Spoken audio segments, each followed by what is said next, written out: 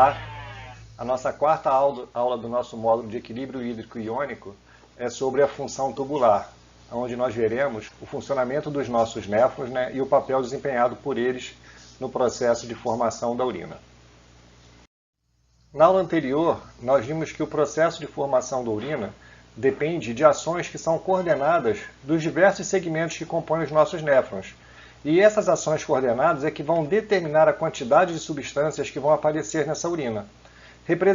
Isso é representado por três processos gerais de formação dessa urina, que são a filtração glomerular, representada aqui na figura, por essa seta aqui lilás, onde nós temos aqui a passagem do plasma, dos capilares glomerulares em direção à estrutura chamada de cápsula de Bowman.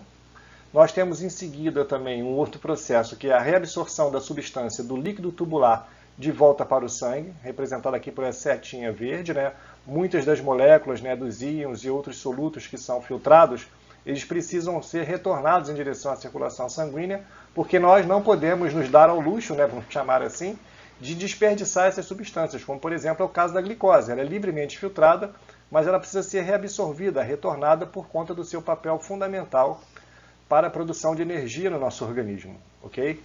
E também o outro processo, um terceiro processo, que é chamado de secreção, Então, uma secreção, representada aqui pela seta azul, ela representa um processo em que moléculas, estruturas que não conseguiram ser filtradas, que não passaram pela barreira de filtração, que veremos já já, elas vão em direção aos capilares peritubulares e, através de mecanismos de transportes, essas substâncias que precisam ser eliminadas do nosso organismo, mas que não conseguiram ser filtradas, são então secretadas em direção à luz do túbulo, para que elas possam ser então levadas em direção à bexiga, onde serão armazenadas para a posterior excreção, eliminação do nosso organismo. O nosso néfron tem como primeira estrutura o corpúsculo renal. O corpúsculo renal é o conjunto da cápsula de Bowman mais os capilares glomerulares. Essa rede de capilares glomerulares ela é importante porque ela vai levar o sangue que será filtrado, o plasma sanguíneo será filtrado ao nível dessa estrutura, ok?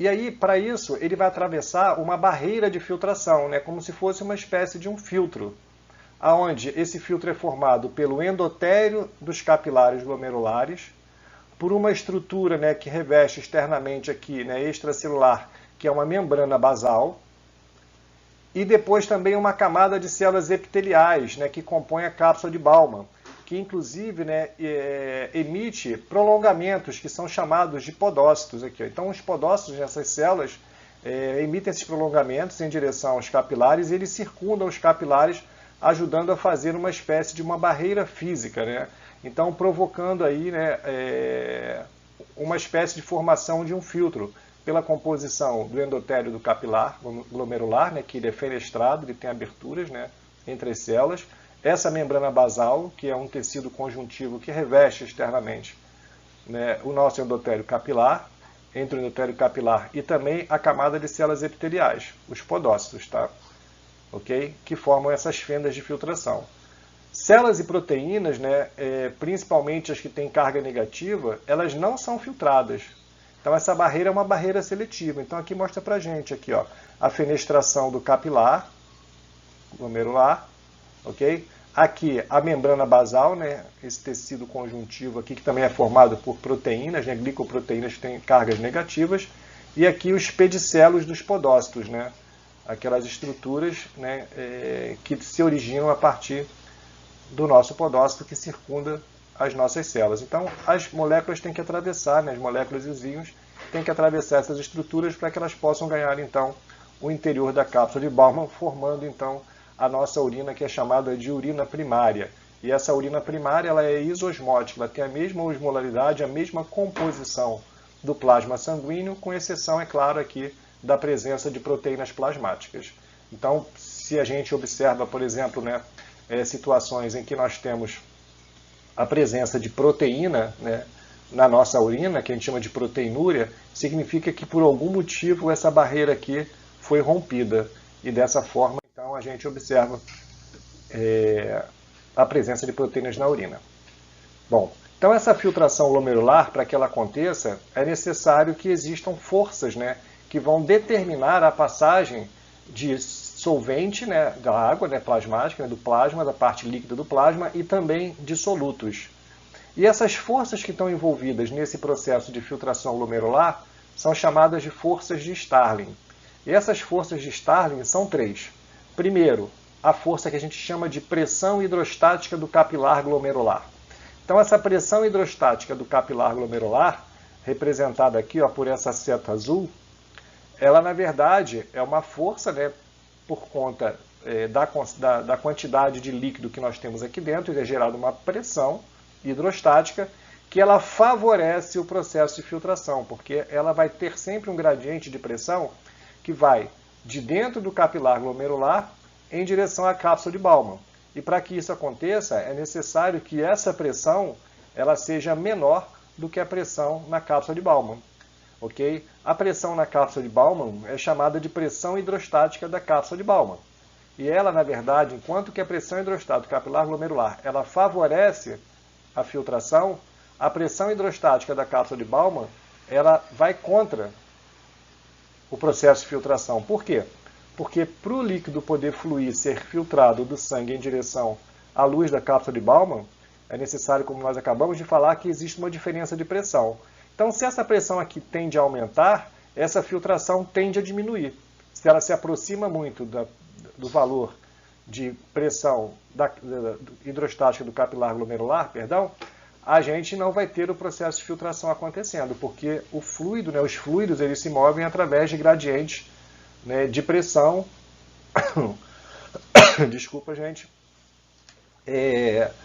de um ponto ao outro, ok? Bom, uma outra força que está presente, que também é importante, é a força exercida pela pressão chamada de pressão oncótica, né? Aqui, ó, pressão oncótica. E essa pressão oncótica, ela funciona, né, como se fosse aqui a presença de proteínas representadas por essas bolinhas, e essa pressão oncótica funciona como se fossem solutos que tendem, na verdade, a impedir que a água saia. Pelo contrário, tende a querer puxar a água de volta. Então, essa pressão oncótica, ela também tem que ter um determinado valor, né, ela ser um pouco mais baixa do que a pressão hidrostática do capilar glomerular, para garantir que ocorra, então, o processo de filtração. Então, aqui a gente vê que essas três forças de Starling, a pressão hidrostática do capilar glomerular, ela favorece o processo de filtração. A pressão oncótica, gerada pela concentração de proteínas, pela força exercida, né, pelas proteínas, ela é contrária ao processo de filtração, enquanto que a pressão hidrostática da cápsula de Bowman também é contrária a esse processo de filtração. Ok? Aquela urina que é produzida inicialmente, que nós falamos que é a urina primária, né, que é a isosmótica, ela vai então em direção ao túbulo proximal. O túbulo proximal, embora esteja representado aqui, né, por uma reta, ele na verdade ele é um túbulo bastante contorcido, né, principalmente em mamíferos, ok? E esse túbulo bastante contorcido é chamado também de túbulo contorcido proximal. Não importa, para a gente pode simplesmente levar em consideração e falar que é o túbulo proximal para ficar mais simples. A nossa compreensão e também a memorização dessa primeira estrutura. Então, aquela urina primária que chega no túbulo proximal agora, ela vai sofrer uma série de ações que vão provocar a reabsorção de diversos solutos, sejam eles inorgânicos ou solutos orgânicos, ok? E também vamos ter processos acontecendo no túbulo proximal de secreção, aonde, por exemplo, prótons, o íon amônio, diversas toxinas e muitas drogas, né, por exemplo, né, fármacos, né, medicamentos, eles que precisam ser eliminados do nosso corpo e que não passam pela barreira de filtração, eles vão ser levados em direção à luz do nosso tubo por um processo chamado de secreção, ok? Embora, é claro que os prótons podem ser filtrados livremente, mas existem outros mecanismos aqui, né, de regulação para poder regular justamente a acidez sanguínea da gente. Então, existe essa possibilidade de secreção de prótons aqui também. Então, aqui mostra para a gente, né, aqui, ó, por exemplo, só para a gente ver, né, então a gente tem reabsorção de sódio, cloreto, potássio, cálcio, bicarbonato, água, né, glicose, aminoácidos, vitaminas, ureia e também colina. Então, são moléculas que são importantes para o metabolismo corpóreo da gente, que nós não podemos descartar. Então é necessário que ela seja reabsorvida. E o curioso é que mais da metade do processo de reabsorção que acontece no néfron acontece justamente ao nível do túbulo proximal. Aproximadamente 63, 65% daquilo que foi filtrado vai ser reabsorvido já na primeira etapa, né, de formação dessa urina aqui, né, na segunda etapa, que é essa etapa de passagem através do túbulo proximal. E é interessante porque essa reabsorção de solutos, ela garante também, né, cria uma força que vai reabsorver a água. Ou seja, esse processo aqui é um processo de reabsorção também isosmótica. Então, ao longo de todo o túbulo proximal, nós não temos uma alteração da osmolaridade daquela urina em relação ao nosso plasma, ou seja, essa urina ainda vai ser isosmótica. A urina que vai ser levada do túbulo proximal para a próxima parte do nosso néfron, que vai ser a alça de Henle, ela é uma urina ainda isosmótica, ok? Essa figura aqui representa para a gente os mecanismos envolvidos, né, no transporte de solutos e também de solutos tanto inorgânicos quanto orgânicos que acontece. É representado aqui principalmente pela glicose, o processo de reabsorção de glicose. Então aqui está o nosso líquido tubular. Então a glicose é livremente filtrada, ela é filtrada livremente na nossa barreira de filtração. Ela cai dentro da luz do túbulo e é necessário que o nosso organismo recupere essa glicose. Então praticamente toda a glicose ela vai ser reabsorvida aqui, né? Então a reabsorção de solutos orgânicos acontece integralmente no nosso túbulo proximal. E essa glicose entra na célula através de um mecanismo de transporte acoplado ao sódio. Então nós temos aqui na membrana apical da nossa célula proteínas transportadoras, né, que vão fazer um transporte acoplado do tipo SYMPORT, em que a entrada do sódio gera a força necessária para que possa ser então levada a glicose para dentro da célula. Então esse transporte é um chamado de transporte acoplado ou transporte ativo do tipo secundário, tá? É um transporte ativo secundário porque existe gasto energético por trás. Por que isso acontece? O que acontece é que na nossa membrana basolateral, as nossas células epiteliais ao longo de todo o nosso néfron são muito ricas em bombas de sódio, potássio, ATPase. Aquela bomba que gasta energia, né? Gasta ATP para poder colocar o sódio para fora da célula, contra o gradiente de concentração dele, e trazer o potássio para dentro da célula. Então existe um gasto energético e é graças a esse gasto energético que o sódio pode entrar por diferença de concentração. Então ele acaba passando aqui por uma difusão facilitada. Mas essa energia de entrada dele permite que a glicose também acompanhe, seja reabsorvida.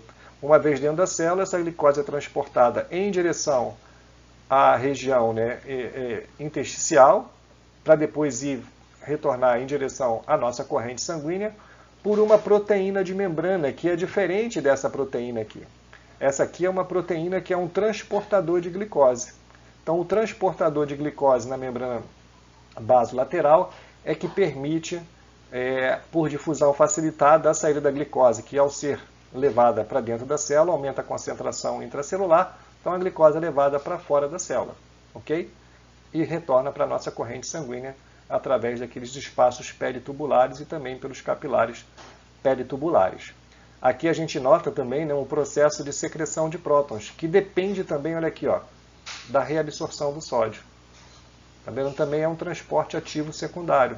Então o próton, para que ele possa ser excretado em situações em que é necessário você diminuir a acidez sanguínea, né, você está num quadro de mais de acidose, a quantidade de prótons, né, que vai chegar pela sua corrente sanguínea vai ser maior, né, de ácidos, e isso vai fazer com que você tenha, então, a passagem do próton em direção à luz do tubo para ser excretado através de um processo de trocas, né, feito pelo sódio.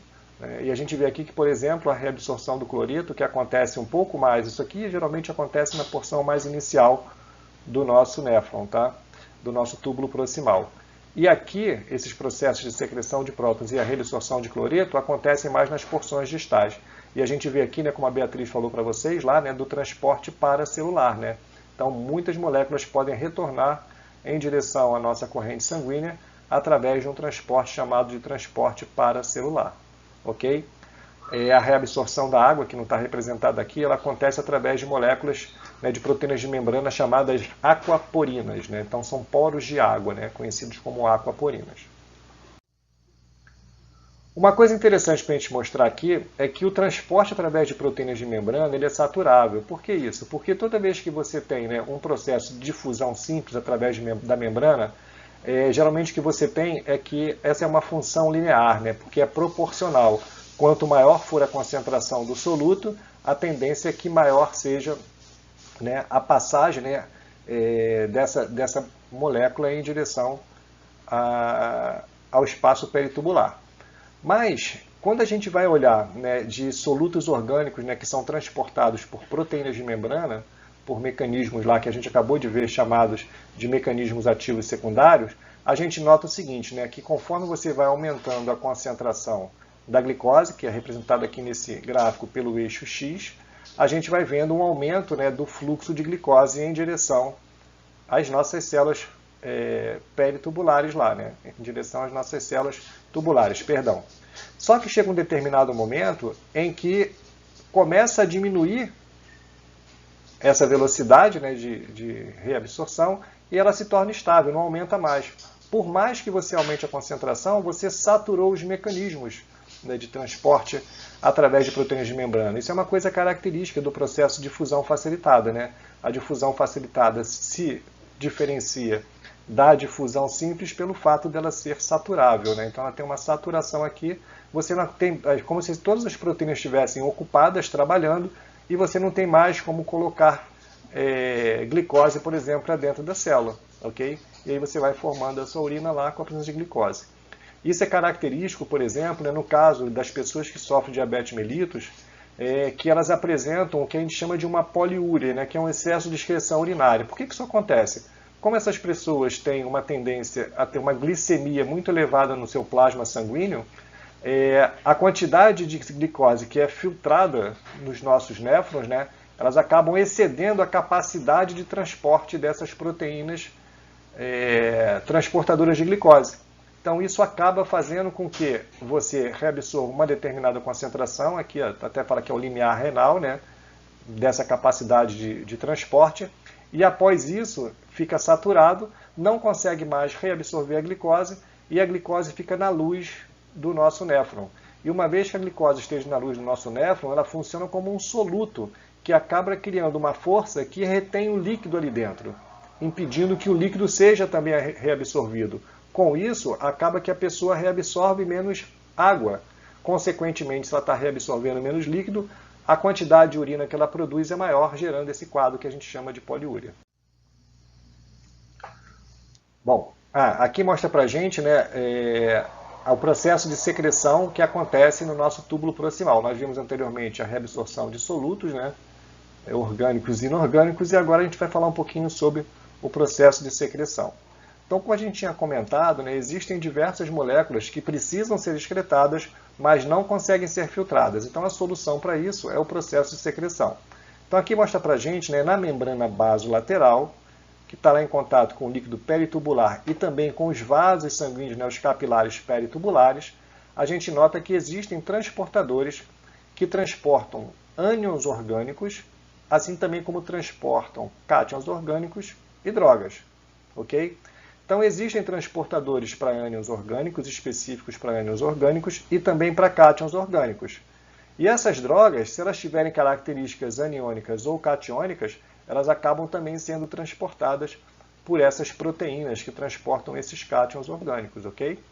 Então, essas moléculas deixam, né, o capilar peritubular, são transportadas para dentro das células por esses transportadores localizados na membrana basolateral, em direção ao interior da nossa célula, né, epitelial do nosso néfron. E na membrana apical, o que a gente nota aqui é a presença de outros transportadores que, por difusão facilitada também, vão levar esses ânions orgânicos ou esses cátions orgânicos em direção à luz do nosso néfron, para que eles sejam adicionados à urina e possam então ser excretados. Ok? As drogas parece também que tem alguns transportadores, né, para algumas drogas que são transportadores com gasto energético. Tá? Precisa de gasto energético para colocar eles para fora. Aqui mostra para a gente, né, a reabsorção que acontece também de sódio, né, e aqui de solutos orgânicos, né, aí qualquer soluto orgânico, aqui está como X, né, que vai então permitir a reabsorção desses solutos orgânicos de volta para o nosso organismo. Ok? Assim, só para chamar a atenção de vocês, a gente nota, né, que a composição de proteínas, né, da nossa membrana basolateral, ela é diferente da composição de proteínas da membrana apical.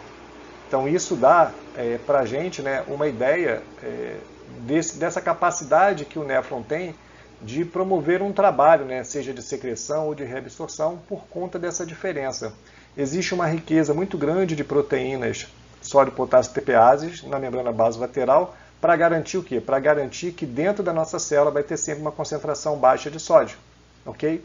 Isso garante o gradiente de concentração para que o sódio possa ser reabsorvido e dessa maneira levar outras moléculas importantes com ele também. Aqui está uma aquaporina, uma proteína de membrana que a gente falou, a aquaporina que facilita o processo de reabsorção de água. Você vai encontrar aquaporinas tanto na membrana apical como na membrana basolateral, ou seja, existe uma diferença da composição de proteínas. A membrana apical muitas vezes tem essas vilosidades para aumentar a área de superfície, para promover os processos de reabsorção, facilitar a reabsorção das moléculas e de íons também, e água. E as nossas células são sempre unidas por junções aqui, fechadas. Essas junções fechadas vão ter capacidades diferentes ao longo do néfron de transportarem ou não, ou íons ou água também. Então vai ter regiões que essas junções fechadas são impermeáveis a íons e água. Em outros casos elas podem ser permeáveis aos íons e às águas. E a água, desculpa, as águas não, é a água. Vamos lá. Bom, aquela urina agora, isosmótica, que a gente viu, que grande parte dela, quase 70%, foi reabsorvido ao nível do túbulo proximal, ela vai chegar em direção à nossa alça de Henle. E a nossa alça de Henle ela vai ter um papel importante porque ela vai ser responsável pela formação de urina concentrada, na concentração da urina. Isso acontece porque os segmentos da alça de Henle eles se distinguem com relação às suas propriedades absortivas. Okay? Então, na primeira etapa que chega aqui na alça de Henle, essa urina isosmótica, ela vai passar pelo ramo chamado de ramo fino descendente da alça de Henle. Okay? E durante essa passagem nesse ramo fino, ocorre uma grande reabsorção de água. Essa estrutura é altamente permeável à água e é impermeável aos solutos. Isso resulta no aumento da reabsorção de água. Okay? Então essa estrutura é rica, que é o ramo descendente fino, ele é rico em aquaporinas, e essas aquaporinas permitem a reabsorção de água através da célula, chamado de transporte transcelular, que atravessa a célula. Aqui o paracelular é paralelamente às células, esse aqui é o transcelular. Então ocorre esse processo de difusão da água, ou seja, a osmose, em que a água é recuperada ao nível do nosso segmento, que é o ramo fino descendente da alça de Henle. Conforme vai removendo essa água, essa urina vai ficando cada vez mais concentrada até ficar maximamente concentrada lá na curva da nossa alça de Henle. Essa urina então segue em direção ao ramo fino ascendente e também ao ramo grosso ascendente. Lá no ramo grosso ascendente se inverte a situação. Esse ramo grosso ascendente passa a ser impermeável à água e permeável aos solutos. E ele é permeável aos solutos por conta de mecanismos de transporte com gasto energético, ok? Então nós temos mecanismos de transporte com gasto energético que vão ser capazes de retornar para a nossa célula, e também retornar para o nosso corpo, sódio, potássio e cloreto. E a gente nota aqui que para manter um equilíbrio eletrolítico, no caso aqui um equilíbrio elétrico, a gente reabsorve 2 cátions, o sódio e o potássio, e 2 ânions, no caso 2 cloretos. Então essas bombas transportam sódio, potássio e 2 cloretos em direção à nossa célula epitelial. E depois disso, esses íons são então bombeados em direção ao líquido peritubular. Esse trabalho de bombeamento, de reabsorção de solutos, de íons, principalmente aqui no nosso ramo grosso ascendente, ele vai ser responsável por criar uma força geradora para você ter um gradiente de concentração, ok, ao longo da nossa medula renal. Então lembra que as alças de Henle, elas mergulham em direção à nossa medula renal. Aquele processo de filtração, e essa parte inicial de formação da urina, onde está o túbulo contorcido proximal, ficam geralmente na região do córtex. enquanto que a alça de Henle é a estrutura que vai em direção à medula renal. Então aqui o que a gente observa é que esse processo de reabsorção de íons é a força motriz para criar o gradiente de concentração ao longo da nossa medula renal. Então aqui mostrando para a gente, né, o túbulo proximal está lá na região daqui, o limite entre o córtex e a nossa medula renal. E essa medula renal tem um gradiente de concentração. Olha aqui, o gradiente vai lá de 300 miliosmoles, mais ou menos, que é o valor, né, inclusive da osmolaridade do nosso plasma sanguíneo. Então aqui, aquele líquido, como a gente falou, é um líquido isosmótico. E a todo momento o túbulo proximal está levando em direção a essa alça de Henle uma urina isosmótica. E essa urina isosmótica, quando ela passa por aqui, ela sofre a reabsorção da água em função desse gradiente de concentração que permite a saída de água, já que ela é impermeável em solutos, concentrando a nossa urina. Quando chega no ramo ascendente, no ramo grosso ascendente, existe um transporte ativo, né, de solutos e é impermeável à água. Então, é esse transporte ativo de solutos que vai garantir aqui a manutenção desse gradiente de concentração. Por isso que a gente fala que é a força motriz para gerar esse gradiente de concentração. E essa questão, né, que envolve aí, né, a nossa alça de Henle, a alça de Henle está presente apenas em aves e mamíferos, ok?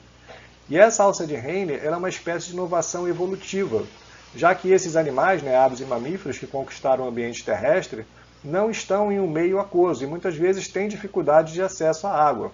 E aí a gente nota, né, que existem essas estruturas, né, dos nossos néfrons, né, de aves e também de mamíferos, que vão em direção a essa estrutura aqui, que é a medula renal.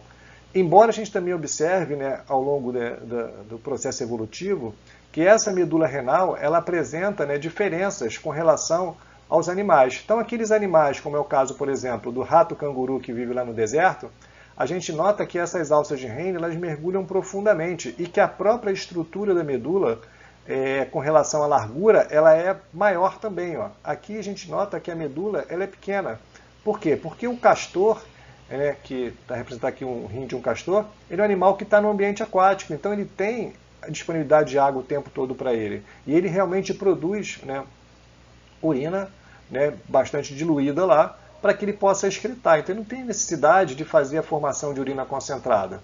Okay? Por outro lado, o rato-canguru do deserto e também o coelho, né, aqui eles apresentam, né, esses animais, medulas mais profundas e alças de Henle que mergulham também mais internamente nessa medula, permitindo então que quanto mais profundamente vai essa alça de Henle, maior seja o processo, né, de remoção de água, ou seja, de formação de urina concentrada, que para esses animais, né, no caso do rato-canguru e do coelho, que não estão em ambientes aquáticos, eles possam então regular a quantidade de urina que está sendo excretada, ou seja, a quantidade de água que é perdida pelo organismo. Então os animais acabam poupando água, e isso é uma inovação evolutiva, essas alças de Henle, né, no reino animal. Bom, aquela urina, né, que passa pelo ramo grosso ascendente e que tem removido dela uma quantidade muito grande de solutos, ela chega no túbulo distal com uma urina diluída. E esse túbulo distal ele vai representar aqui dentro da estrutura do nosso néfron, né, com um dos segmentos do néfron, a última etapa que a gente vai ver dentro do néfron de possibilidade de fazer a reabsorção daqueles solutos orgânicos que ainda estejam presentes nessa urina. A gente comentou que mais ou menos, né, 63%, 65% é reabsorvido ao nível do túbulo proximal, depois aproximadamente 15%, 19% vai ser reabsorvido no túbulo, na alça de Henle, durante a passagem pela alça de Henle, e o túbulo distal vai ter o papel, né, final de promover a reabsorção de diversos íons. Então, lá no segmento inicial do túbulo distal, nós vamos observar a reabsorção de sódio de cloreto, né, por um transporte acoplado, olha, ok? E a gente nota também que é possível ter a secreção de potássio e a reabsorção de cálcio também nessas estruturas, assim como também a reabsorção de água. Tá joia? E aí é claro que proteínas transportadoras na membrana basolateral vão levar, né, o cálcio, vão levar o sódio e o cloreto de volta, né, para o líquido peritubular e depois em direção aos capilares peritubulares. O nosso néfron, né, na sua porção, no seu segmento do túbulo distal, ele tem um controle, esse túbulo distal, né, de hormônios, para poder regular o processo de reabsorção. Então, essa reabsorção de íons que acontece principalmente na porção mais final, né, do segmento final do túbulo distal, ela vai ser controlada pelo trabalho desempenhado por diversos hormônios, como é o caso, por exemplo, da aldosterona. A aldosterona, ela aumenta a reabsorção de sódio. Então a gente nota aqui, ó, que o sódio ele é reabsorvido por uma célula chamada de célula principal, localizada na porção mais final do túbulo distal. Essa célula principal, ela reabsorve sódio e ao mesmo tempo que ela reabsorve sódio, ela secreta potássio, tá? Porque o sódio entra como carga positiva, desequilibra eletricamente a membrana, empurrando então por forças eletrostáticas o potássio para fora. Quando a aldosterona está presente, a quantidade de canais de sódio ela é então aumentada. Insere-se mais canais de sódio na membrana apical, permitindo então o aumento da reabsorção de sódio. Além disso, a aldosterona também aumenta a atividade da bomba sódio-potássio ATPase, para que aumente, né, o trabalho dela de remoção do sódio dentro da célula e trazer de volta o potássio. Ok? Além da aldosterona, nós também observamos a presença do ADH. Esse ADH aumenta a reabsorção de água. Como? Ele vai inserir mais aquaporinas ao longo dessa porção mais final do túbulo proximal. Então, quando você tem um aumento da reabsorção de sódio, esse sódio cria a força necessária, né, gradiente osmótico, para que essa água possa ser reabsorvida juntamente. E isso acontece através das aquaporinas que são inseridas na presença do ADH. Tanto a aldosterona quanto a ADH vão ser hormônios que vão ser liberados toda vez que o nosso organismo precisar de poupar água, ok? Então eles trabalham meio que em conjunto para regular aí o nosso equilíbrio hidroeletrolítico.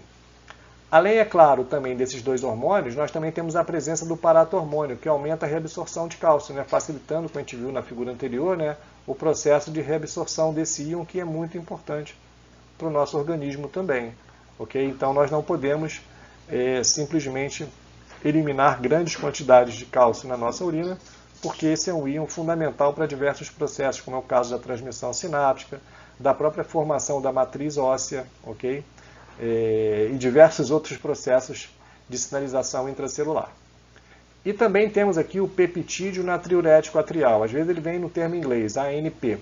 Então esse peptídeo natriurético atrial, ele trabalha na verdade em situação contrária à aldosterona e ao ADH, porque ele vai diminuir a reabsorção de sódio. Quando diminui a reabsorção de sódio, bloqueando lá os canais, o que acontece é que o sódio ficando dentro da urina, ele retém mais líquido, ou seja, enquanto que a aldosterona e a ADH vão trabalhar no sentido de poupar água em situações que a nossa circulação sanguínea, o nosso líquido circulante está reduzido, o peptídeo natriurético atrial vai trabalhar no sentido contrário, quando existe líquido abundante, ok? Bom, e finalmente aqui, né, embora não faça parte do néfron propriamente dito, né, o duto coletor, ele vai funcionar sim, né, como última etapa da reabsorção e secreção de água e solutos na formação da urina. A última etapa de reabsorção e secreção de água e solutos na formação da urina ao nível do néfron é no túbulo distal, como a gente acabou de ver. Mas o duto coletor é uma estrutura comum, né, que recebe a urina produzida pelos diversos néfrons do nosso organismo.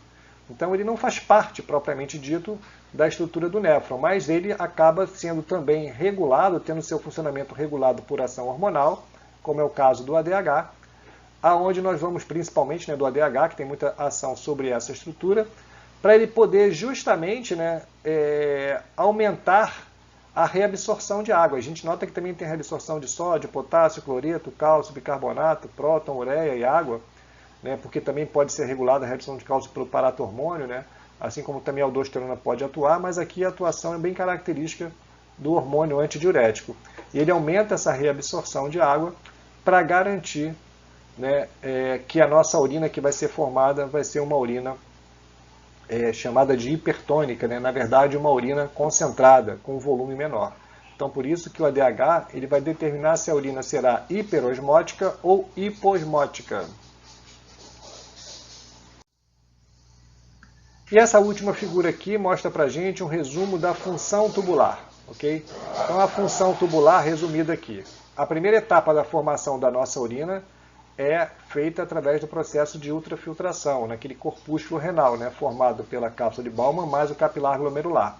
Depois disso, vai em direção ao túbulo proximal, que é uma região que é capaz de reabsorver praticamente todos os solutos orgânicos do nosso organismo. Então, todos os solutos orgânicos aqui, aminoácidos, glicose, vitaminas, vão ser reabsorvidos ao nível do túbulo proximal, e também reabsorção de íons, né, diversos solutos inorgânicos. Okay?